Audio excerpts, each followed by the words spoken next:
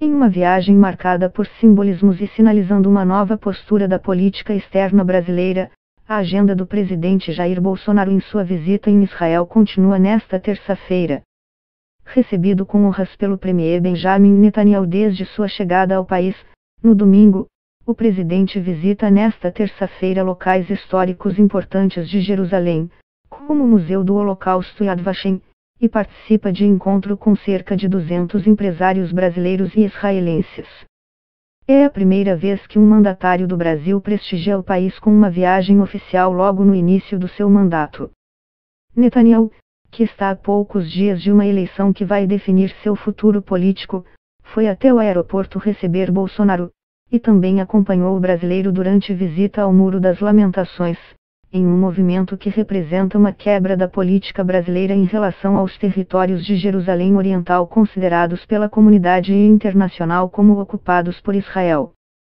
Segundo o governo brasileiro, a expectativa em relação à visita era de aproximar os países e firmar novas parcerias em segurança, nas áreas de tecnologia, cibersegurança e defesa.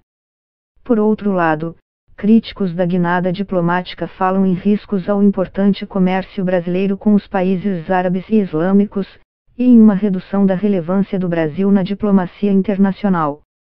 Na prática, a mudança da embaixada prometida por Bolsonaro teria efeito equivalente ao reconhecimento de Jerusalém como capital de Israel, posição defendida pelo governo israelense mas rechaçada pela comunidade internacional enquanto não houver acordo de paz com os palestinos.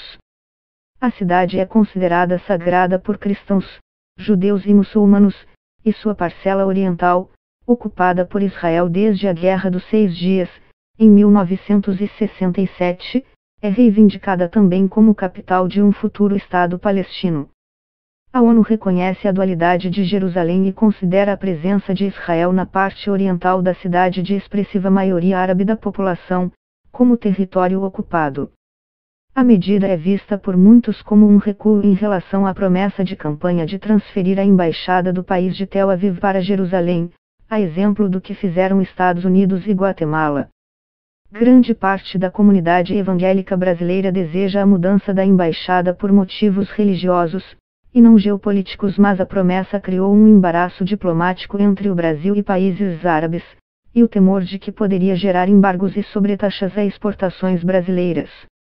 A ala militar do governo brasileiro e o setor agropecuário resistem à mudança de embaixada, sobretudo pelo impacto que isso pode ter nas relações internacionais, pela percepção de que o Brasil perderia sua neutralidade no conflito israelo-palestino, e no comércio exterior com os países árabes, grandes importadores de produtos brasileiros, veja mais abaixo. Em maio do ano passado, quando a embaixada americana foi realocada para Jerusalém, protestos na faixa de Gaza se estenderam por semanas e deixaram dezenas de mortos, a maioria palestinos. Até então, Tel Aviv era a sede de todas as representações diplomáticas mundiais. A mudança adotada pelos EUA foi seguida apenas pela Guatemala por enquanto. Depois das promessas feitas por Bolsonaro, a medida permanece em estudo, de acordo com o Itamaraty. Bolsonaro, no entanto, deixou uma porta aberta para o futuro. Em conversa com jornalistas em Jerusalém, Bolsonaro afirmou que pretende, até o final do seu mandato presidencial e a despeito das queixas palestinas, concluir a mudança de embaixada para Jerusalém seguindo o exemplo do EUA, sob o governo Donald Trump. Para a historiadora Arlene Clemicha, professora de História Árabe da USP, o alinhamento quase é automaticamente aos posicionamentos do EUA no Oriente Médio que se desenha na política externa brasileira atual pode fazer com que o Brasil não apenas se isole internacionalmente, mas abra mão de um esforço diplomático de Estado e não de partido que vem sido costurado há décadas. Na segunda-feira, Bolsonaro participou da condecoração de militares israelenses que ajudaram na operação de resgate em Brumadinho, MG, e visitou, ao lado de Netanyahu, o Muro das Lamentações, um dos locais mais sagrados do judaísmo. Para muitos observadores, o fato de Bolsonaro ter ido ao local com Netanyahu sinaliza uma espécie de reconhecimento tácito da soberania de Israel sobre Jerusalém Oriental e, novamente, uma mudança na postura até agora equidistante no conflito entre israelenses e palestinos. É, nesse sentido, uma guinada significativa na política externa brasileira. Tão significativo quanto os locais visitados por Bolsonaro são as ausências em sua viagem. Não há planos de o presidente visitar cidades palestinas ou países árabes, ao contrário do que ocorreu com Luiz Inácio Lula da Silva em 2010, na única visita até então de um presidente brasileiro ao país no exercício do cargo.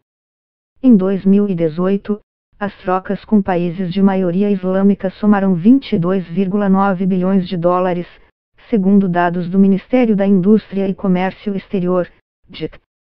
A balança é favorável ao Brasil em 8,8 bilhões de dólares. O Brasil é também o maior exportador de carne halal que segue as regras de abate da lei islâmica e tem um mercado consumidor potencial de 1,8 bilhão de muçulmanos.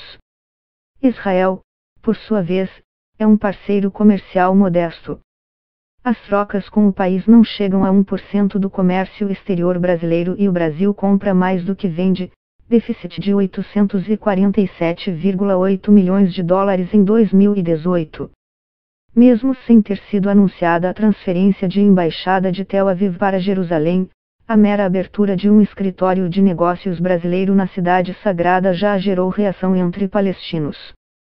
É uma violação flagrante da legitimidade internacional e uma agressão direta contra nossos povos e nossos direitos, disse no domingo o Ministério de Relações Exteriores palestino. Al-Zeben afirmou, porém, que os palestinos não pretendem retaliar. O Brasil não é a nossa política. O Brasil é um país amigo, estamos trabalhando por todos os meios para manter as relações. O Itamaraty anunciou ontem que a visita de Bolsonaro serviu para a aproximação em diversos campos entre Brasil e Israel, embora haja até agora poucos detalhes sobre os efeitos práticos das medidas. Foram firmados vários instrumentos bilaterais de cooperação, nos campos da ciência e tecnologia, defesa, segurança pública, aviação civil, segurança cibernética e saúde. Ambos os governos tomarão as medidas necessárias para cumprir e implementar os acordos recém-assinados nos campos acima mencionados, diz nota da Chancelaria brasileira. Em energia, a cooperação se dará em áreas como petróleo e gás e energia renovável. Como dois produtores relevantes de gás natural, os dois países intercambiarão melhores práticas sobre a concepção dos mercados domésticos de gás natural, diz o Itamaraty.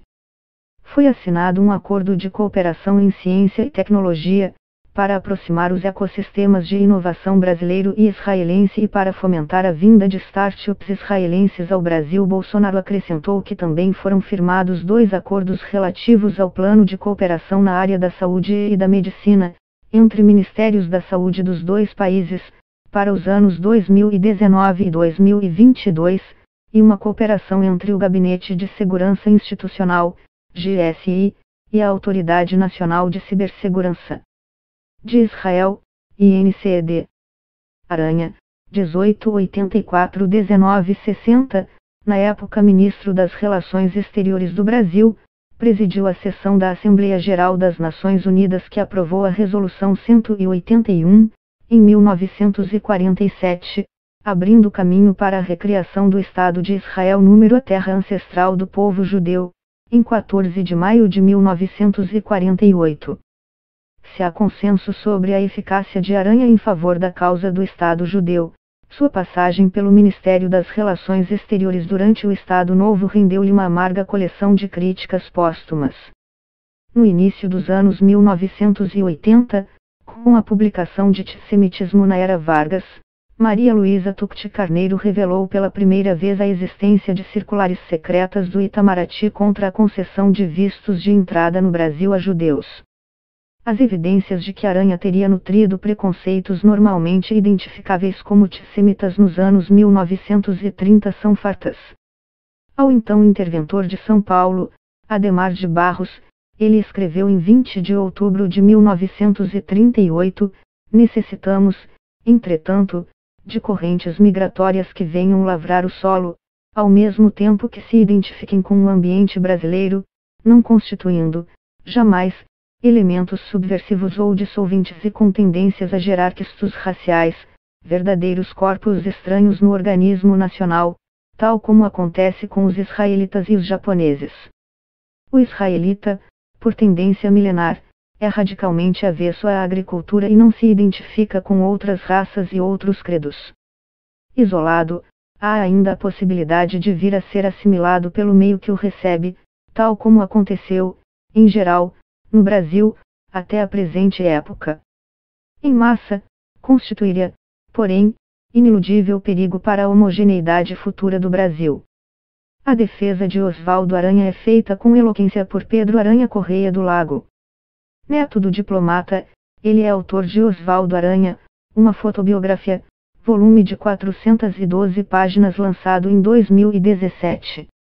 A obra revisita a vida eletrizante do biografado, da infância em Alegrete, RS, a velhice, afastado da política. Correia do Lago garante que não se preocupou em produzir uma hagiografia do avô. Para o escritor, o Aranha que agiu em 1947 em favor da partilha da Palestina é inseparável do homem que tinha sido embaixador nos Estados Unidos e tinha amigos judeus.